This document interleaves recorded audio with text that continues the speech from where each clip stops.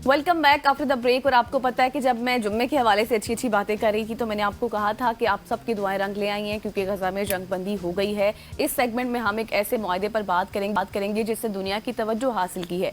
गजा जंग बंदी मुआहदा, ये मुआहदा इसराइल और हमास के दरमियान 6 हफ्तों की जंग बंदी का वादा करता है, जिसमें यरगमालियों और कैदियों की रहाई जैसे अहम नुकात शामिल है। और वो नुकात क्या है ये डिस्कस करेंगे। लेकिन क्या ये मुआहदा खित्ते में देर पाम के लिए काफ़ी होगा? क्या फ़लस्तीनी अवाम के लिए उम्मीद की नई किरण होगी या महज ये सिर्फ वक्ती एक मुआहदा है?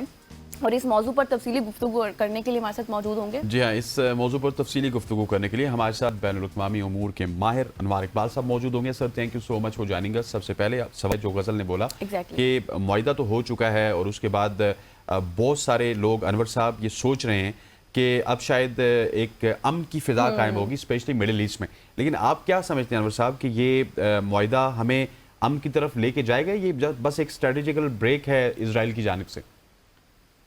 देखें, जो हालात हैं, इन हालात में फ़लस्तीनियों के लिए इतना भी बहुत है, क्योंकि मुसलसल उन पे हमले हो रहे हैं और उन्होंने तकरीबन साल से ऊपर हो गया, तकरीबन साल से ज़्यादा हो गया, अक्टूबर में साल हो गया था, 1 साल 3 महीने होने वाले हैं। और इन 1 साल 3 महीनों में उन्हें बहुत सारी तवक्कुआत थी इस्लामी दुनिया से, अरब दुनिया से, और उन्होंने इंतज़ार करके देख लिया कि कोई कुछ नहीं कर सकता उनके लिए। ठीक है, अगर इसराइल और अमेरिका एक तरफ खड़े हों तो दुनिया की कोई ताकत भी उन्हें हिला नहीं सकती। एक हकीकत है जो सामने आ गई।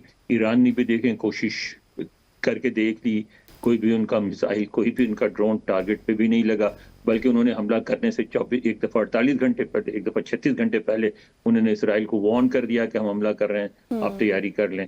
तो वो अब ऐसी सूरत हाल में देखते हैं, एक तो सूरत यही है कि जंग जारी रहती। अच्छा, जंग जारी रहती तो उसमें इसराइल का तो माली नुकसान भी नहीं हो रहा था, उसको मुफ्त अमेरिका की तरफ से और दूसरे यूरोपीय मुल्कों की तरफ से हथियार मिल रहे थे, गोला बारूद मिल रहा था, और उसमें फ़लस्तीनी मरते रहते, क्योंकि अमेरिका में ये समझा जाता है कि अमेरिका के जो स्ट्रेटेजिक जो गोल्स हैं, जो मफादात हैं, उसमें ये इसराइल एक अहम किरदार अदा करता है। लिहाजा इसराइल को तहफ़्फ़ुज़ फराहम करना बहुत ज़रूरी है। मिडल ईस्ट के बारे में जो उनका एक यूरोप का या अमेरिका का नक्शा है, उसमें इसराइल एक कलीदी किरदार अदा करता है, जिसके ज़रिए वो मिडल ईस्ट को कंट्रोल में रखना चाहते हैं। और उसमें फिर दूसरा अहम किरदार वो देना चाहते हैं ईरान को नहीं, सऊदी अरब को। और वो देखें, ये जो हमला हुआ 7 अक्टूबर वाला, वो उस वक्त हुआ था जब अमेरिका की मदद से इसराइल और सऊदी अरब तकरीबन करीब पहुंच गए थे एक समझौते के, और उसको फिर इस हमले के बाद से वो उनको पीछे हटना पड़ा। तो अब दोबारा ऐसी सूरत हाल पैदा हो गई है जिसमें वो समझौते की तरफ फिर पेशकदमी हो सकती है। तो अब उसमें 2 ऑप्शन था फ़लस्तीनियों के बाद, या इस तरह मरते रहते, मजीद मरते रहते, 5 साल और भी मरते रहते, तो कोई फर्क नहीं पड़ता।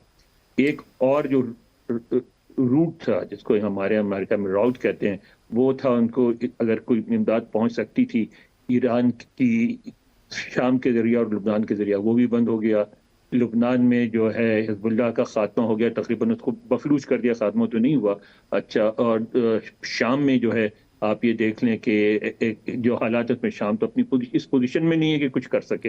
लेकिन तो अनवर साहब, यहाँ पर एक बात ये भी है ना, जैसे अभी आप मुख्तलिफ कंट्रीज़ की बात कर रहे हैं, अगर हम पास्ट डिकेड्स के हवाले से बात करें, अगर उस सूरत हाल को देखें और अब को देखें तो ईरान थोड़ा सा कमज़ोर हुआ है। फिर हिजबुल्लाह को देखें तो हिजबुल्लाह की कंडीशन, जी, हिजबुल्लाह की condition is also not good. फिर उसके बाद हमास को देखें तो उन्होंने बहुत से अपने सीनियर रहनुमाओं को और जंगजुओं को भी खो दिया है।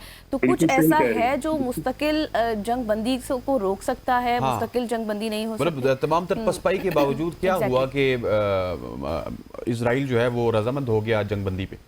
वो इसलिए कि जो भी अक्लमंद शख्स है वो ये समझता है कि जितना भी आप मार लें, अब वो ज़माना नहीं रहा कि पूरी नस्ल को आप एक्सटर्मिनेट कर दें, बिल्कुल ख़ात्मा ही कर दें। अल्टीमेटली इसराइल ने मिडल ईस्ट पे रहना है। इसराइल की एक बहुत बड़ी मजबूरी है, यहूदियों की ख़ासतौर पे उनकी बहुत बड़ी मजबूरी है कि उनकी तादाद महदूद है। वो इस तरह तबलीग नहीं करते अपने मज़हब की जिस तरह मुसलमान या ईसाई करते हैं, बल्कि उनके यहाँ उसी को सही यहूदी समझा जाता है जो उनमें पैदा होता है। तो लिहाजा वो हमेशा एक छोटी माइनॉरिटी रहेंगे दुनिया में। तो उनको इस बात का एहसास है कि अगर मिडल ईस्ट में मुस्तकिल तौर पर रहने का इरादा है, जैसा कि उनका इरादा है, تو پھر ان کو عربوں کے ساتھ صلح کر کے ہی چلنا پڑے گا. تو وہ جھگڑا یہ اس بات کا نہیں تھا کہ صلح نہیں کریں گے، جھگڑا یہ تھا کہ ہماری شرائط پر ہو یا فلسطینی اور اسرائیل اور ایران کی شرائط پر ہو. تو اب تو ایران کی شرائط پر نہیں ہوں گی، فلسطینیوں کی شرائط پر نہیں ہوں گی، اسرائیل کی شرائط پر ہوں گی. اس میں اگر امریکہ منوانے پہ کامیاب ہو جائے، دو ریاستی جو نظریہ ہے اس کو اگر مزید گنجائش نکلوا لے اس کو، تو پھر فلسطینیوں کا فائدہ ہو جائے گا. لیکن اس وقت جو سب سے اہم ترین مسئلہ ہے وہ دو ہیں، ایک تو جنگ بندی اور دوسرا غزہ کی تعمیر نو. یعنی آپ نے دیکھا ہوگا یو این کی ایک رپورٹ آئی تھی کہ صرف وہاں جو ہیلتھ سیکٹر کو ریسٹور کرنے میں $10 ارب خرچ ہوں گے.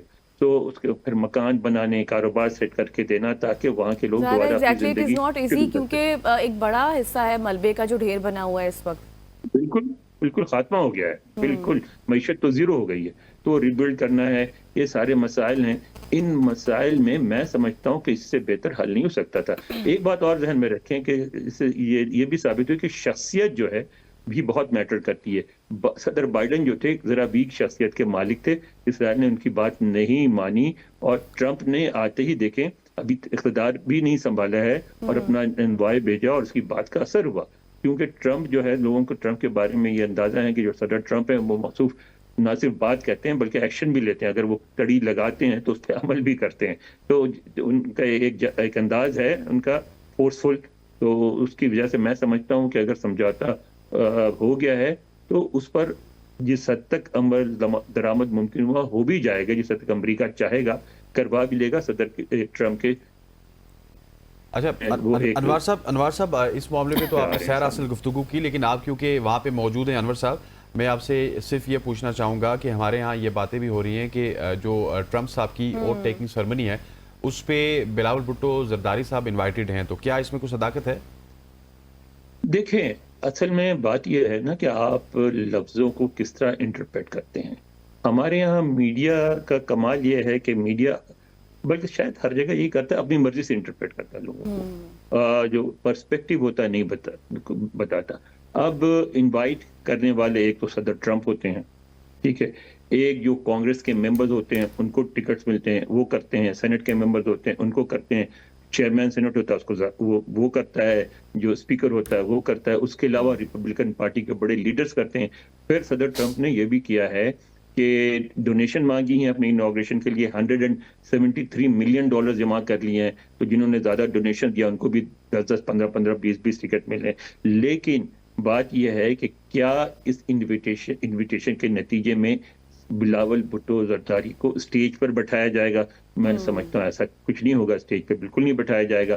جب پہلی دفعہ صدر ٹرمپ بنے تھے اس وقت زرداری صاحب واشنگٹن میں موجود تھے، ان کو بھی انویٹیشن آئی تھی. جب انہوں نے حسین حقانی میں خالد یا شیری رحمان ہوتی تھیں سفیر، تو انہوں نے جب پتہ کروایا، مجھے نہیں پتا اب سفیر کون تھی، بھول رہا ہوں میں، بہرحال جب پتہ شیری رحمان ان کے ساتھ آئی ہوئی تھی شاید، انہوں نے پتہ کروایا تو پتہ چلا کہ نہیں ان کو اسٹیج پہ نہیں بلائیں گے. تو پھر زرداری صاحب نہیں گئے، شریک نہیں ہوئے.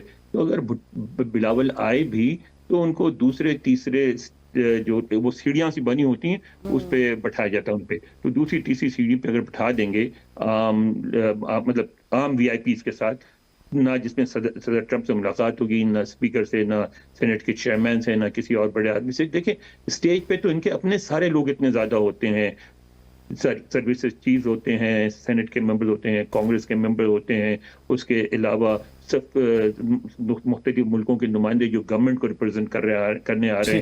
بلاول ٹھیک ہو گیا sir, thank you so much for joining us, pleasure talking with you. بہت زیادہ آپ سے سوالات، لیکن ہمارے پاس وقت بہت کم تھا، یہاں پہ وقت ہو جاتا ہے. ایک شارٹ سے کمرشل بریک کے بعد ملکی سیاست کے حوالے سے بات کریں گے. Stay with us.